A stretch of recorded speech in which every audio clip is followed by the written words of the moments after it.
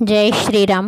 శ్రీమద్ రామాయణంలో ఎప్పటి వరకు మనం 6వ కాండ అయినటువంటి యుద్ధకాండ వరకు తెలుసుకున్నాం. 7వ కాండ ఉత్తరకాండలో సీత భూమాతను చేరుట, శ్రీరామచంద్రుని అవతార సమాప్తం తెలుసుకుందాం. సీతాదేవి లవకుశులను శ్రీరామునికి అప్పగించి ఆయన పాదాలకు నమస్కరించి విషాదవదనంతో వాల్మీకి వద్దకు వచ్చి, మహాత్మా, ఇంతకాలం నన్ను మీరు కన్న కూతురు కన్నా మిన్నగా చూస్తూ కాపాడారు. నా బిడ్డలకు విద్యాబుద్ధులు సకల శాస్త్రాలు నేర్పి తండ్రికి తగ్గ కుమారులుగా తీర్చిదిద్దారు. నాకు చాలా సంతోషంగా ఉంది. నా ధర్మం నెరవేర్చుకొనుటకై నేను ఇంతవరకు జీవించి ఉన్నాను. ఈనాటితో నా బరువు బాధ్యతలు అన్నీ తీరినవి. నా నాథుడు శ్రీరామచంద్రుడు లోకాభిరాముడు, జగదాభిరాముడు వారితో అయోధ్యకు తిరిగి వెళ్ళి రఘువంశ కీర్తి ప్రతిష్టలను మట్టిపాలు చేయలేను అని వాల్మీకి మునికి చెప్పి, శ్రీరాముని చివరిసారిగా ఆ దివ్యమంగళ స్వరూపాన్ని కనులారా కాంచి పాదాభివందనం చేసి, అమ్మా భూమాత, నేను నా భర్త శ్రీరామచంద్రుని తప్ప నా మదిలో అన్యులను తలచక శ్రీరాముని పాదారవిందములనే నమ్మి అతని అందే మనస్సు లగ్నమై ఉంటే ఈ క్షణముననే నా తల్లి భూదేవి వచ్చి నన్ను తీసుకుని వెళ్ళాలి అని చేతులు ఎత్తి ప్రార్థించింది.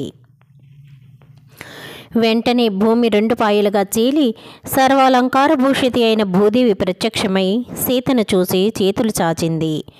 ఎవరు ఏమి చెప్పినను వినక సీత భూదేవి చేతుల్లో వాలిపోయింది.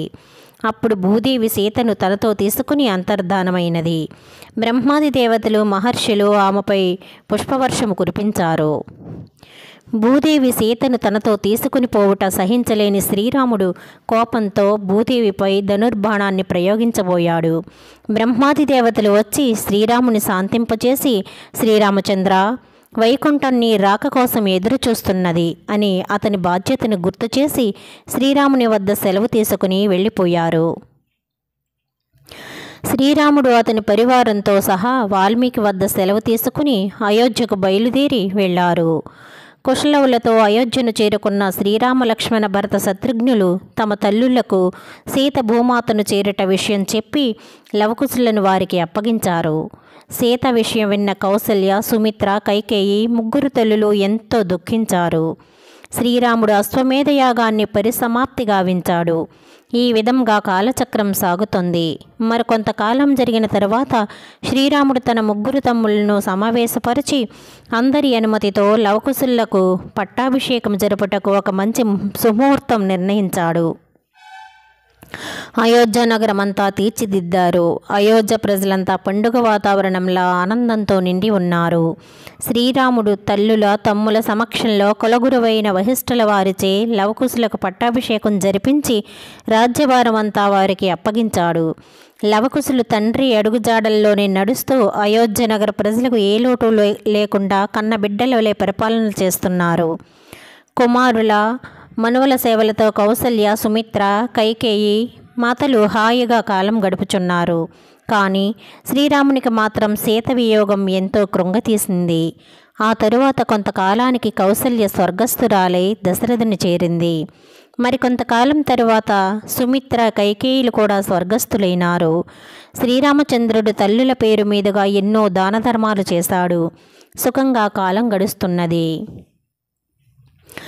దుష్ట శిక్షణ శిష్టరక్షణ కోసం శ్రీ మహావిష్ణువు కలియుగంలో మానవమూర్తిగా జన్మించి భూలోకంలో మానవులు అనుభవించే కష్టసుఖాలు తాను అనుభవించాడు. దుష్ట శిక్షణ గావించి తాను వచ్చిన పనిని పూర్తిగా నెరవేర్చాడు.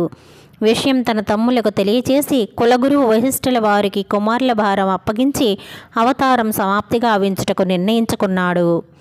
ఒక సుముహూర్తాన లక్ష్మణుడు శ్రీరామచంద్రునికి పాదాభివందనం చేసి సరయూ నది వద్దకు వెళ్ళి తలస్నానం చేసి ఆచమనం చేస్తూ శ్రీరాముని మనసును ధ్యానిస్తూ నదిలో మునిగి అవతార సమాప్తం చేసుకున్నాడు. తరువాత శ్రీరాముడు భరత శత్రుఘ్నులు కూడా మంచి శుభగడియల కోసం చూస్తున్నారు. అది తెలిసిన ఆంజనేయుడు దుఃఖిస్తూ శ్రీరాముని దరిచేరాడు. అప్పుడు శ్రీరాముడు, ఆంజనేయ, నీవు చిరంజీవివి, నీకు మరణం లేదు. ఈ కలియుగం ఉన్నన్ని రోజులు నీవు జీవిస్తావు. నా భక్తులే నిన్ను ఎంతో గొప్పగా ఆలయాలు నిర్మించి పూజించి నీ ఆశీస్సులు పొందుతారు అని దీవించి వశిష్ఠాది మునులకు నమస్కరించి శుభగడియలు సమీపిస్తుండగా సరయూ నది వైపు నడక సాగించారు.